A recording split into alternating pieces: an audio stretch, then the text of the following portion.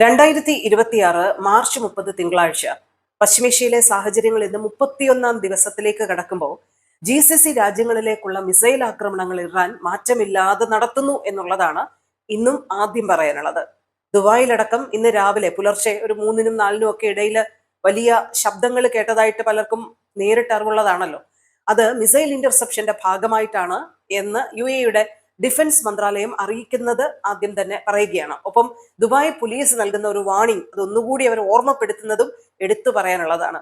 ഇത്തരത്തിലുള്ള വാണിംഗ് സന്ദേശം നമ്മുടെ മൊബൈലുകളിലേക്ക് വരുമ്പോൾ നമ്മൾ കൃത്യമായി സുരക്ഷിത കേന്ദ്രങ്ങളിലേക്ക് മാറണം എന്ന് അധികൃതർ പറയുന്നത് വെറുതെയല്ല. പലരും ജനലുകൾക്കരികിൽ നിന്ന് അല്ലെങ്കിൽ വാതിലുകൾക്കരികിൽ നിന്ന് എന്താണ് നടക്കുന്നത് അല്ലെങ്കിൽ അതിന്റെ വീഡിയോ എടുക്കാനൊക്കെ ഇപ്പോഴും ശ്രമിക്കുന്ന ആളുകളുണ്ട്. ദയവായി അതിന് മുതിരരുത്. നിങ്ങളുടെ സുരക്ഷ ലക്ഷ്യമാക്കിയാണ് ഇത്തരത്തിലുള്ള കൃത്യമായ നിർദ്ദേശ അധികൃതർ നൽകുന്നത്. അത് പാലിക്കണമെന്നാണ് ദുബായ് പോലീസ് ആവർത്തിച്ച് ഓർമ്മപ്പെടുത്തുന്നത്. അവർ വീണ്ടും സോഷ്യൽ മീഡിയ പോസ്റ്റിലൂടെ ആ സന്ദേശം നൽകുന്നുണ്ട്.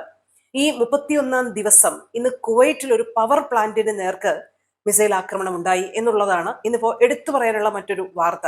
ഒരു ഇന്ത്യൻ തൊഴിലാളി ഈ ആക്രമണത്തിൽ കൊല്ലപ്പെടുകയും ചെയ്തിട്ടുണ്ട്. കുവൈറ്റിലെ ഒരു പവർ ഡീസാലിനേഷൻ കേന്ദ്രത്തിന്റെ സർവീസ് ബിൽഡിങ്ങിന് നേർക്കാണ് ഒരു ആക്രമണം ഉണ്ടായത്. സർവീസ് ബിൽഡിങ്ങിനും കാര്യമായിട്ടുള്ള കേടുപാടുകൾ സംഭവിച്ചു എന്നാണ് കുവൈറ്റിലെ എനർജി മിനിസ്ട്രി പ്രസ്താവനയിലൂടെ വ്യക്തമാക്കിയിരിക്കുന്നത്. സംഭവത്തെ കുവൈറ്റ് ശക്തമായി അപലപിക്കുകയും ചെയ്തിട്ടുണ്ട്. ഇന്ത്യക്കാരന്റെ മരണത്തിൽ കുവൈറ്റിലെ ഇന്ത്യൻ എംബസി കാര്യങ്ങൾ അപലപിച്ചിട്ടുണ്ട്, അനുശോചനം രേഖപ്പെടുത്തിയിട്ടുണ്ട്. കുവൈറ്റ് ഭരണകൂടവുമായി ചേർന്ന് മേൽ നടപടികളുമായി ബന്ധപ്പെട്ട കാര്യങ്ങൾ മുന്നോട്ട് കൊണ്ടുപോവുകയാണെന്ന് ഇന്ത്യൻ എംബസി അറിയിക്കുന്നുണ്ട്. കുവൈറ്റിലെ നാഷണൽ ഗാർഡ് അറിയിച്ചിരിക്കുന്നത് ഒരു ഡ്രോൺ ആക്രമണവും അതുപോലെ തന്നെ 4 UAVകളും ചെറുത്തു നിൽക്കാൻ കഴിഞ്ഞു എന്നുള്ള ഒരു കാര്യമാണ്. ഖത്തർ ഈ കുവൈറ്റിലെ ആക്രമണവുമായി ബന്ധപ്പെട്ട് ശക്തമായ പ്രതിഷേധം രേഖപ്പെടുത്തിയിരിക്കുന്നതും ഇന്നിപ്പോൾ എടുത്തു പറയാനുണ്ട്. അതുപോലെ തന്നെ ഖത്തറിലെ നാഷണൽ ലൈബ്രറി കെട്ടിടം ഇനിയൊരു അറിയിപ്പ് ഉണ്ടാകുന്നത് വരെ അടച്ചിടും എന്നുള്ള ഒരു അറിയിപ്പ് കൂടി ഖത്തറിൽ നിന്നും വന്നിട്ടുണ്ട്. സൗദി പ്രതിരോധ മന്ത്രാലയം അറിയിക്കുന്നത് ഇന്നിപ്പോ 5 ഡ്രോണുകൾ സൗദി തകർത്തു എന്നുള്ള ഒരു കാര്യമാണ്. അപ്പൊ ഈ 31-ാം ദിവസവും GCC രാജ്യങ്ങളിലേക്കുള്ള മിസൈൽ ആക്രമണം ഇറാൻ തുടരുന്നു എന്നുള്ളതാണ് നമുക്കിന്ന് പറയാനുള്ളത്. തെറ്റായ ഒരു ചുവടുവെപ്പ് പോലും വലിയ സംഘർഷത്തിലേക്ക് നയിക്കും എന്ന തിരിച്ചറിവോടുകൂടി അവധാനതയോടുകൂടി ഈ രാജ്യങ്ങൾ പെരുമാറുന്നു എന്നുള്ളതും ഏറ്റവും ശ്ലാഘനീയമായിട്ടുള്ള കാര്യമാണ് വലിയ വെല്ലുവിളികൾക്കിടയിലും. പശ്ചിമേഷ്യൻ സംഘർഷം 31-ാം ദിവസത്തിലേക്ക് കടക്കുന്ന ഒരു സമയത്ത് കരയുദ്ധത്തിലേക്ക് കാര്യങ്ങൾ പോകുമോ എന്നാണ് ഏവരും ഉറ്റുനോക്കുന്നത്. അതിനുള്ള തയ്യാറെടുപ്പുകൾ ഒരു വശത്ത് വളരെ ശക്തമായി നടക്കുന്നുണ്ട് എന്നുള്ളതാണ്. സൂചനകളും US പ്രസിഡന്റ് നൽകുന്നുണ്ട്. കാർഗൈലൻഡ് അമേരിക്കയ്ക്ക് വിചാരിച്ചാൽ എളുപ്പം പിടിച്ചെടുക്കാൻ കഴിയാവുന്നതേ ഉള്ളൂ.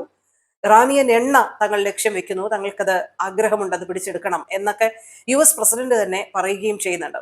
ഇപ്പൊ തന്നെ മിഡിൽ ഈസ്റ്റ് കേന്ദ്രമാക്കി US സൈന്യത്തിന്റെ ഒരു നീക്കം, കൂടുതൽ പട്ടാളക്കാർ ഇവിടെ എത്തുന്ന തരത്തിലേക്കുള്ള നീക്കം വളരെ ഊർജിതമായിരിക്കുന്നു. അതിനാവശ്യമായിട്ടുള്ള മുന്നൊരുക്കങ്ങളെല്ലാം നടന്നു കഴിഞ്ഞിരിക്കുന്നു എന്നാണ് നമ്മൾ മനസ്സിലാക്കുന്നത്.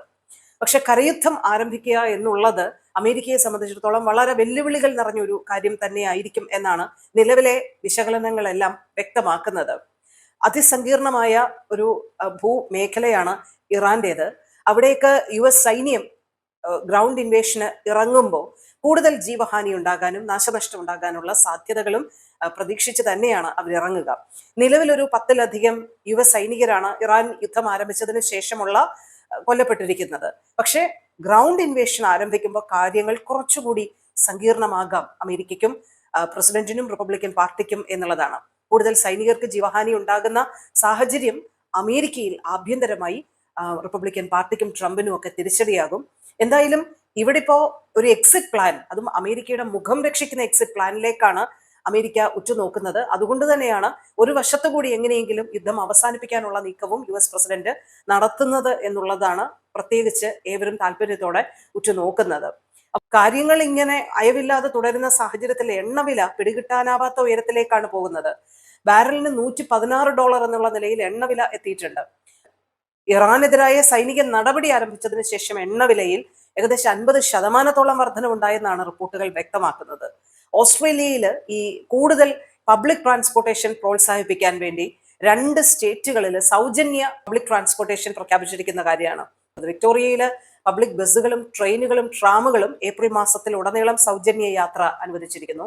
തസ്മാനിയയിൽ ജൂലൈ 1 വരെ ഫെറികളും ബസ്സുകളും സൗജന്യ യാത്ര പ്രഖ്യാപിച്ചിരിക്കുകയാണ്. അപ്പൊ കൂടുതൽ ആളുകൾ സ്വകാര്യ വാഹനം എടുക്കാതെ പബ്ലിക് ട്രാൻസ്പോർട്ടേഷനിലേക്ക് വരണം. അതിനാണ് അത്തരത്തിലുള്ള നീക്കം നടത്തിയിരിക്കുന്നത്.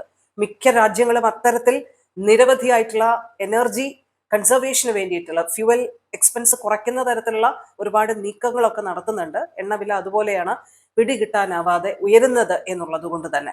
ഇതിനിടെ എല്ലാ കണ്ണുകളും ഇസ്ലാമാബാദിലേക്കും നീളുന്നുണ്ട്.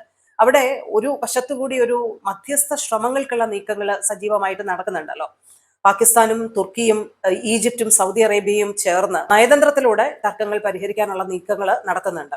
അപ്പൊ അത് ഫലം കാണട്ടെ എന്നുള്ള പ്രത്യാശയോടുകൂടിയാണ് 31 ദിവസത്തിൽ ഏത് രീതിയിലാണ് കാര്യങ്ങൾ മാറി മറിയുക, കാര്യങ്ങൾ മുന്നോട്ട് പോവുക എന്നുള്ളതിനെ നമ്മൾ ഉറ്റുനോക്കുന്നത്.